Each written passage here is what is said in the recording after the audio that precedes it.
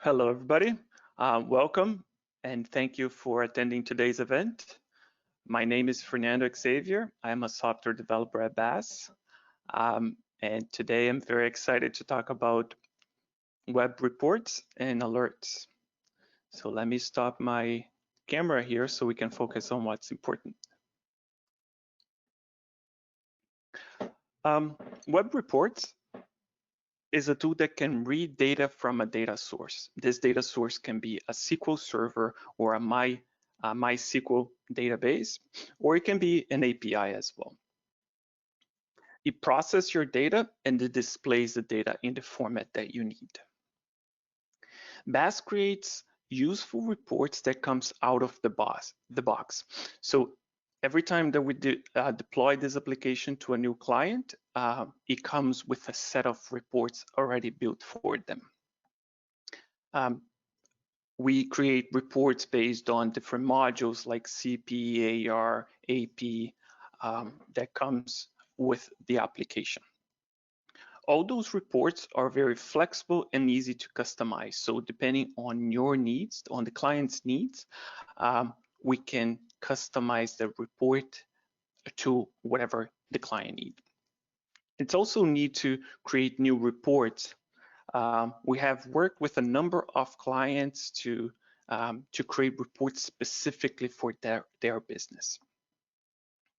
So I'm going to go ahead here and execute one of the reports that we have out of the box. It is a payroll detail report. So the first thing that happens when you run a report based on the configuration that was already done, it presents you a list of parameters.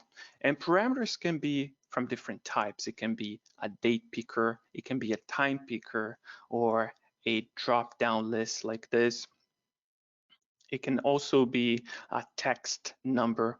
We have a number of different parameter types. So let me refine my search here to 15.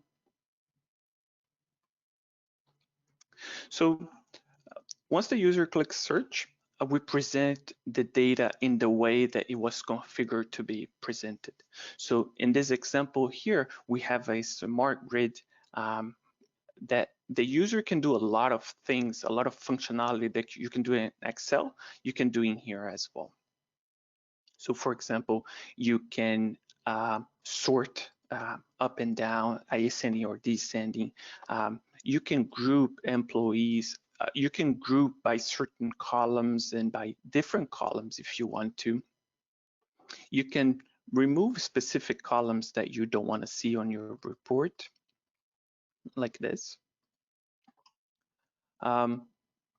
You can rearrange columns if you want to.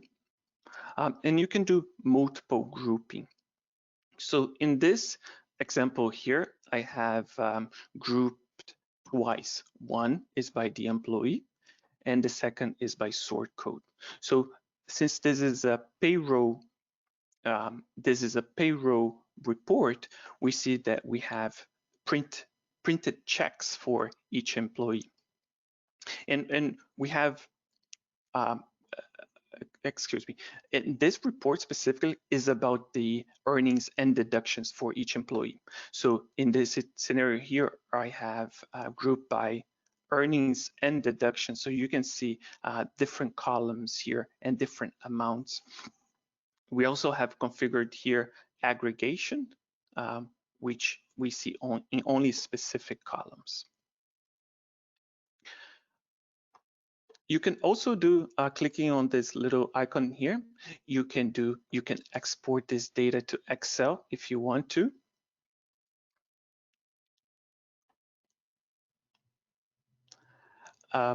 You can also generate reports based on your template. So you would select your header and footer, and your report would be in the middle of it.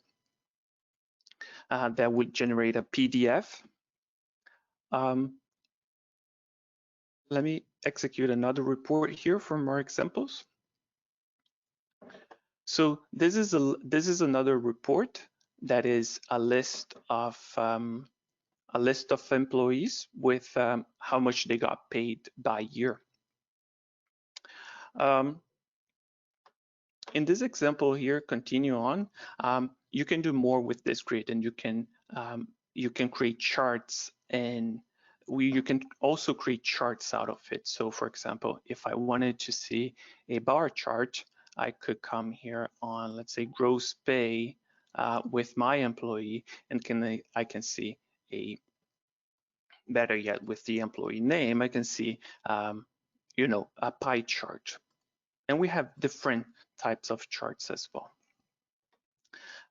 Another nice feature about this, about the tool, is that once you group and once you refine your data, your grid in the way that you want to see, let's say I don't want to see this column, this, and that column, and so on. Let's say that you need to come and see this report every month.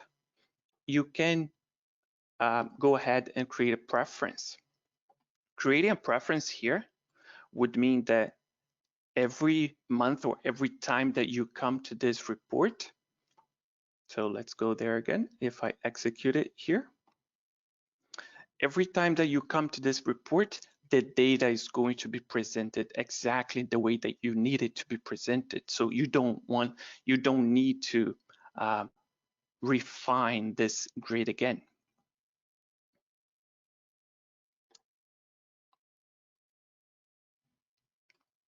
So for the next example, I have created here a very simple report. It's a report about my sales representative and how much they have sold this year. So again, a very simple report, but what I want to show you is that this report can be seen in different formats and as well as in different places. You have the full capability of the tool here, but you can also have this report presented in other places. So for example, if I come here to my dashboard, I have put that same report in my dashboard so my users can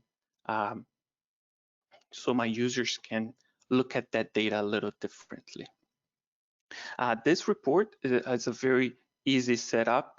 It's with drag and drop, and you put those styles in the places that you want, and you put your report inside.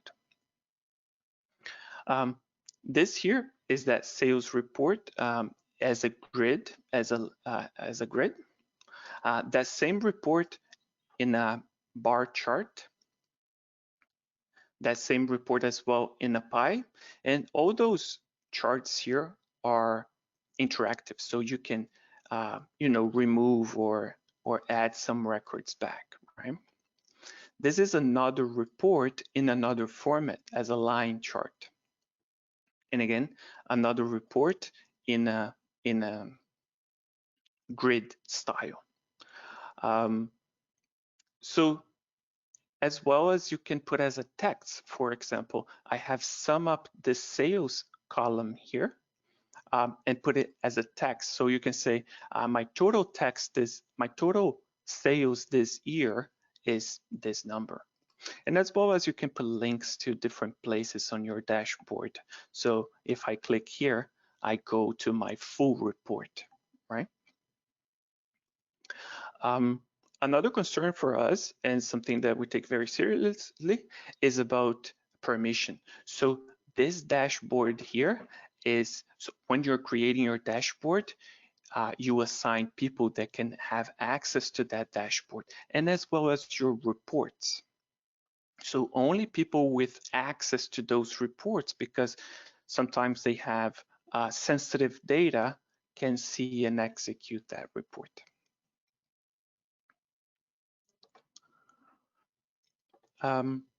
Yes, so moving on to alerts.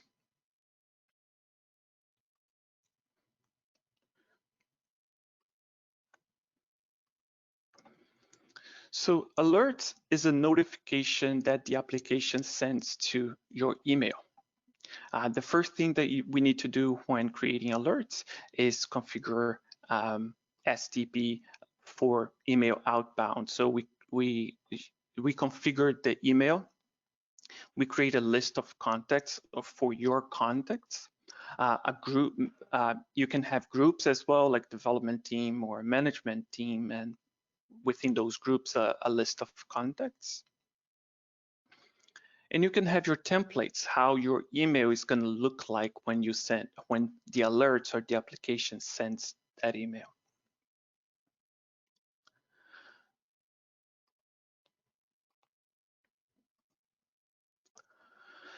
So alerts is actually an extension of the web reports. It serves multiple purposes.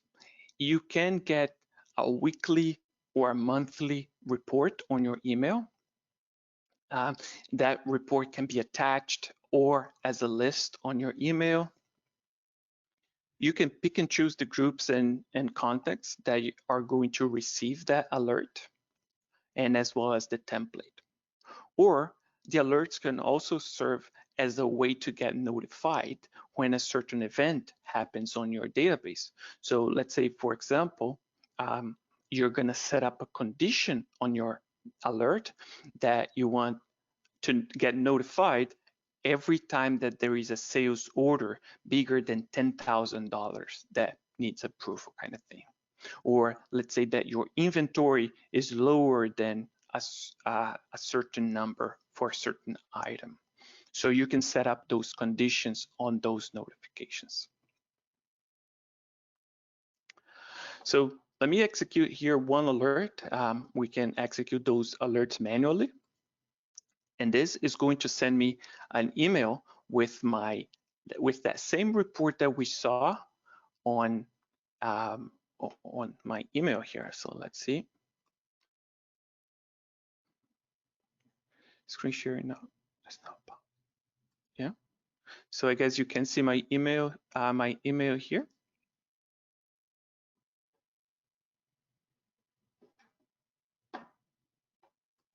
No, we don't, Fernando, but it's okay. Right. So, okay.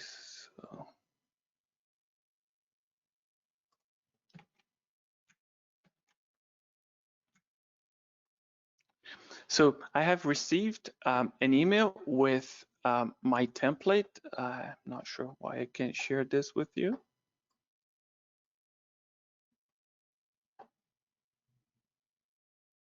Sharing.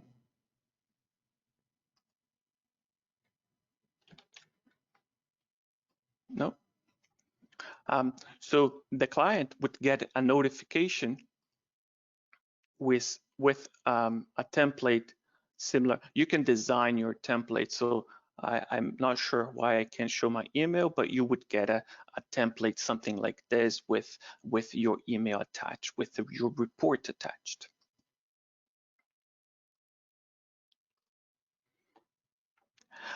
In the same token, you could put a list so that your report and your email would receive something like this on the body of the email.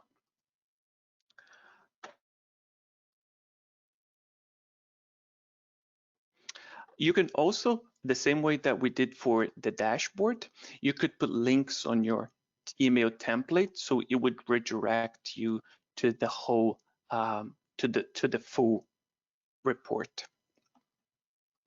Now that you have your alert set up and it is exactly what you want, we can go ahead and create your scheduler. And the scheduler is something that you configure for your frequency, and you're gonna configure you want to receive that email in an hourly base or in a daily base or weekly base, monthly, or let's say twice a week or on the 1st, on the 15th of each month. So you can pick any schedule that you want and have that alert configured on that schedule.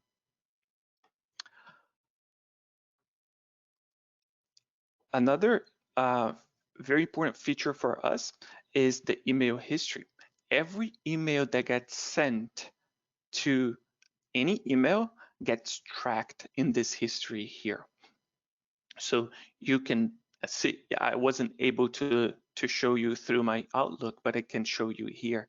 So this person got this email and it looks exactly like this, and it had this attachment here. So you can download and make sure that people are getting the correct content that you need.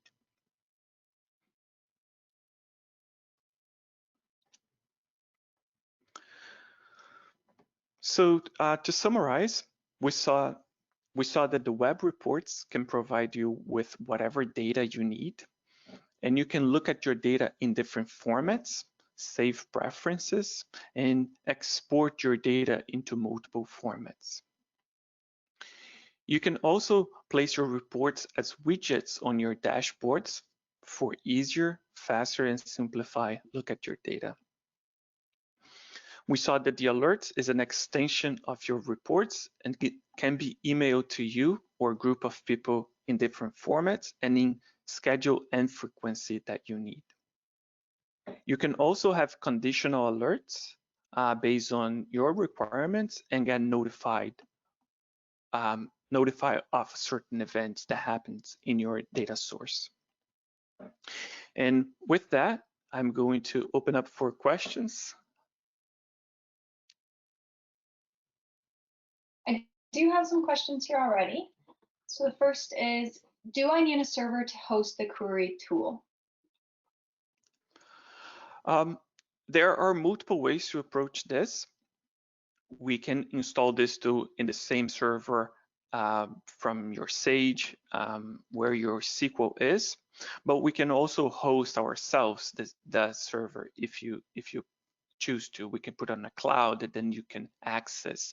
And the only thing that you need is a web browser. This is a completely web solution. So you don't necessarily need a server. Can I create, update, delete queries with this tool? This is a tool to get data from your database. So we only get information from the database. We don't do inserts, updates, and deletes on your data. We don't touch it. We only read. Is there a limit on how big the query can be? That is a very good question. There is no limit. There are limits on Excel, for example. You can have more than 1 million rows. We have worked with other clients that had 1.2, 1.5 million records. And for those situations, what we can do, instead of presenting the data on the page like this, because 1 million records, it's a lot of HTML to render in the page.